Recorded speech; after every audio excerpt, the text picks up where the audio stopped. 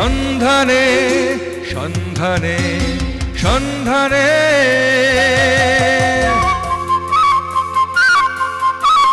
দিগন্ত থেকে দিগন্তে শহর ছেড়ে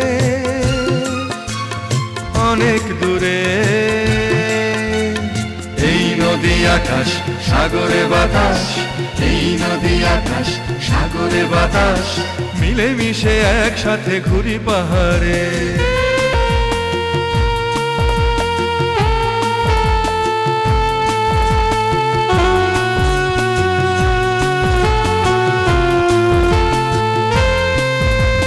পিছু ফিরে চাইবো না দেখবো জগৎটাকে, পিছু ফিরে চাইবো না দেখবো জগৎটাকে, দু চোখ ভরে আহা দু চোখ ভরে, দু চোখ ভরে আহা দু চোখ ভরে। সন্ধানে সন্ধানে সন্ধানে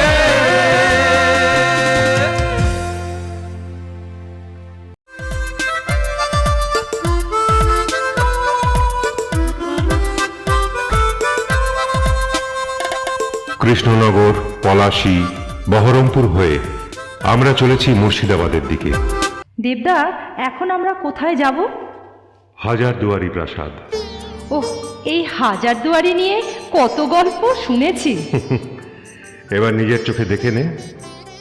1829 খ্রিস্টাব্দে 29শে আগস্ট নবাব নাজিম হুমায়ুন জা, তৎকালীন governor general Lord William Cavendish Bentinck ও বহু গণ্যমান্য নাগরিকের উপস্থিতিতে ইটালিয়ান স্থাপত্যে গঠিত এই প্রাসাদটির ভিত্তিপ্রস্তর স্থাপন করেন। বেঙ্গল ইঞ্জিনিয়ার্সের কর্নেল ডানকান ম্যাকলুয়েড এই প্রাসাদটি গঠনের পরিকল্পনা করেন। তৈরি হতে কত বছর লেগেছিল? 8 বছর। 1837 সালে নির্মাণ কাজ শেষ হয়। কি বিরাট প্রাসাদ! তৈরি করতে কত খরচ হয়েছিল? খরচ হয়েছিল 16 লক্ষ টাকা। মাত্র? মাত্র কি, সময়টার কথা ভাব। তখন 5 পয়সায় মজদুর আর 2 আনাতে রাজমিস্ত্রি পাওয়া যেত। শোনা যায় এই প্রাসাদের গাঁথনিতে প্রচুর ক্ষয়ের জল, মৌরি জল, ডিমের কুসুম ব্যবহার করায় গঠন খুব মজবুত। মজবুত গঠন সেটা দেখেই বোঝা যাচ্ছে। হ্যাঁ, তখন তো আর সিমেন্ট ছিল না। জানিস তো, আরও শোনা যায় প্রাসাদের ভিত্তিভূমির প্রতি প্রান্তে একটা করে সোনার ইঁট পোতা আছে। তাই? রাজরাজাদের ব্যাপার বলে কথা। জানিস তো, প্রাসাদটার দরজা জানলার মোট সংখ্যা 1000। এর মধ্যে 900টি প্রকৃত দরজা আর 100টা ইটের তৈরি নকল দরজা। ভালো করে না দেখলে এই নকল আসল দরজার পার্থক্য করাই যায় না। দেবদা, চলো এবার ভেতরে যাওয়া যাক। ভেতরে তো যাব, কিন্তু ওখানে ক্যামেরা এমনকি মোবাইল ফোন নিয়েও যাওয়া যাবে না। তাই নাকি? আচ্ছা, একতলায় কি আছে?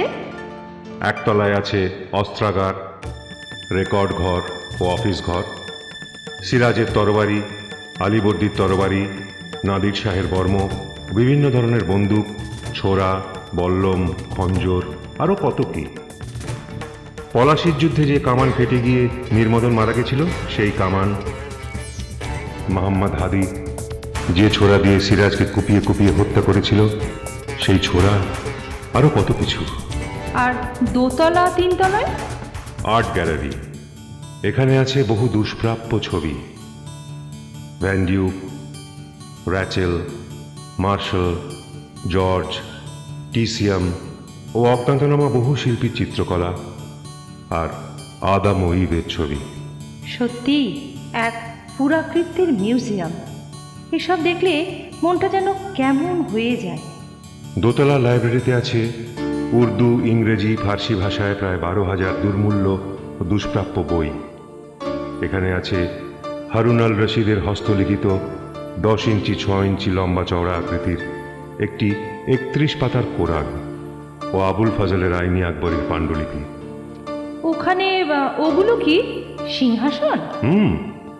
মুর্শিদ কুলি খাঁর মার্বেল পাথরের সিংহাসন, সিরাজের রূপোর সিংহাসন, পানপাত্র, চীনামাটির বিভিন্ন রকমের ফুলদানি, হাতির দাঁতের সোফা সেট, পালকি, ম্যাজিক আয়না, দামি পাথরের নুড, আরও অন্যান্য মূর্তি। ওটা কি দরবার ভবন? দরবার কক্ষটি এমনভাবে তৈরি যে অমাবস্যার রাত্রি ছাড়া সব সময় আলোকিত থাকে। দরবার কক্ষের মাঝখানে রয়েছে ভিক্টোরিয়ার উপহার দেওয়া 101 বাতির সুদৃশ্য ঝাড় লণ্ঠনটি। আচ্ছা, প্রাসাদটা কি প্রতিদিনই খোলা থাকে? প্রতি শুক্রবার বন্ধ থাকে, বাকি দিন সকাল 10টা থেকে বিকেল 6টা পর্যন্ত খোলা। প্রবেশ মূল্য 5 টাকা।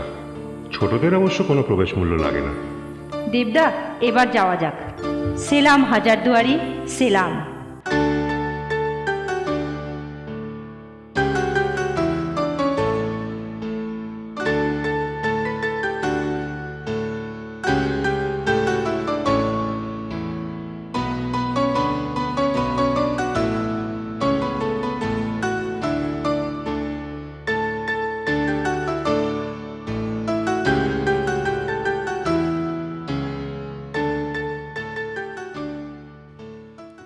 আচ্ছা, ওই ছোট মসজিদের মতো ওটা কি? নবাব মুর্শিদ কুলি খান স্ত্রীর নাম ছিল নৌসেরু বানু। বেগমের স্মৃতিচিহ্ন হিসেবে এই মসজিদ। বেগম নৌসেরু বানুর সমাধি এখানেই দেখতে পাওয়া যায়। বেগমকে মুর্শিদ কুলি খাঁ বোধহয় খুবই ভালোবাসতেন। হয়তো হবে। আচ্ছা, হাজারদুয়ারি প্রাসাদের উল্টো দিকে ওই বিশাল সাদা বাড়িটা কি? ওটাই ইমামবাড়া। 1847 খ্রিস্টাব্দে নবাব ফেরদুনজা এটি তৈরি করেন। এশিয়ার সব থেকে বড় ইমামবাড়া। শুনেছিলাম সিরাজউদ্দৌলা একটা কাঠের ইমামবাড়া তৈরি করেছিল। ঠিকই শুনেছিস, কিন্তু সেটা কালের ছোবলে ভেঙে পড়ে। এটাও তৈরি করতে প্রায় 7 লক্ষ টাকা খরচ হয়েছিল। শোনা যায় প্রায় 4,500 মিস্ত্রির 10 মাস দিবারাত্র পরিশ্রম করে এটি তৈরি করেছিল। দেখতে কিন্তু দারুণ লাগে। হ্যাঁ, ঠিক এর কেন্দ্রস্থলে বিভিন্ন ধর্মপুস্তক ও ইমামের পদচিহ্ন রয়েছে। প্রতি বছর মহরমের সময় আলো দিয়ে সাজানো হয়। সমস্ত সম্প্রদায়ের মানুষ এখানে আসেন। আচ্ছা, ওই মাঠের মাঝে সাদা মতো ওটা কি? মদিনা। ওটি সিরাজের মদিনা নামেই খ্যাত। এটা সিরাজের আমলেই নির্মিত পুরনো স্থাপত্য। শোনা যায় সিরাজের মা আমিনা বেগম মানত করেছিলেন তার ছেলে যদি নবাব হন তাহলে মদিনার মাটি নিয়ে এসে বহুমূল্য রত্ন দিয়ে দরজা তৈরি করে দেবেন। সিরাজ নবাব হয়ে মায়ের সেই ইচ্ছা পূরণ করেছিলেন। শোনা যায় সিরাজ সোনার ঝুড়িতে করে খালি পায়ে মাটি মাথায় করে নিয়ে এসে এই মদিনায় রাখেন। স্থাপত্যটাও কিন্তু অপূর্ব।